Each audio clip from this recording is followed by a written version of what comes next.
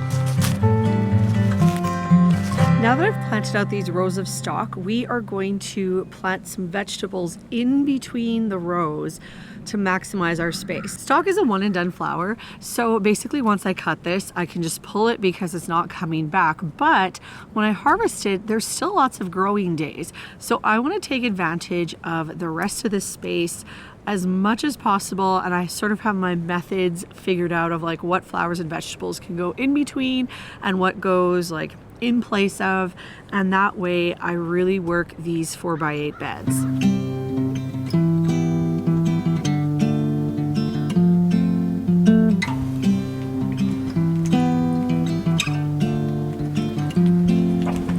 April's a funny time in the garden. Everything outside looks pretty dead. And if you're not an experienced gardener, it feels like it's just really not time to do anything. But if you're a more experienced gardener, you know that April is go time. Even if you don't do cool flowers like I do, there's so much to do. There's new beds to make. You gotta like put your amendments and get all your soil ready for when the soil does warm up.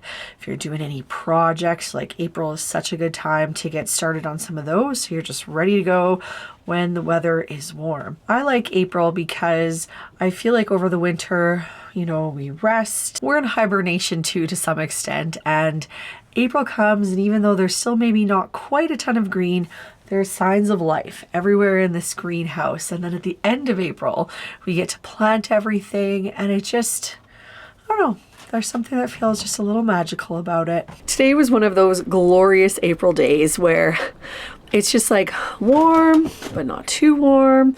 And it's really pleasant to be outside. And I basically spent the whole day just planting my raised beds, kicking out some of these plants, bringing some plants from the basement and bringing them outside. And I just want to show you around and talk a little bit how I planted my beds. So these two beds back here are the anemones and the ranunculus, and there's just a few extra flowers thrown in just because I actually had some space. And so these have been planted for a while. They got through -8 degrees Celsius. If you watch my shorts, you can watch like the whole series on my shorts of trying to get through it, and they look fantastic. Cat.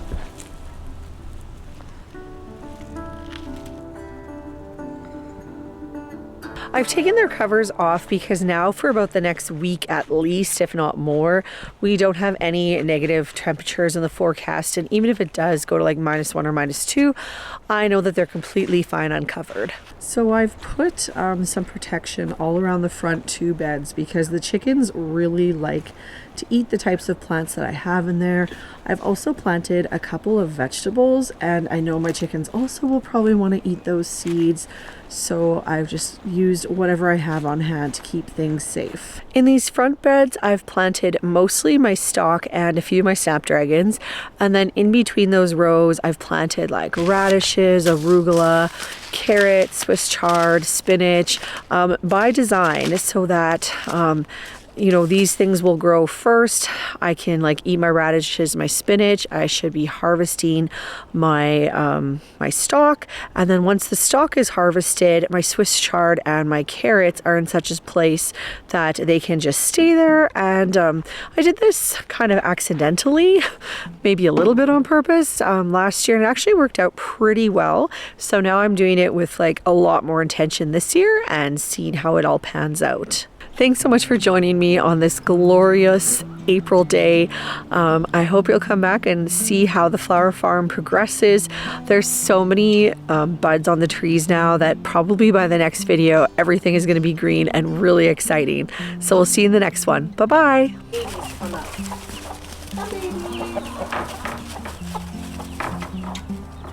Oh, there's one. There's two. Oh, there's three. Look at, oh. I just love seeing them with their mama. It's like the sweetest thing ever.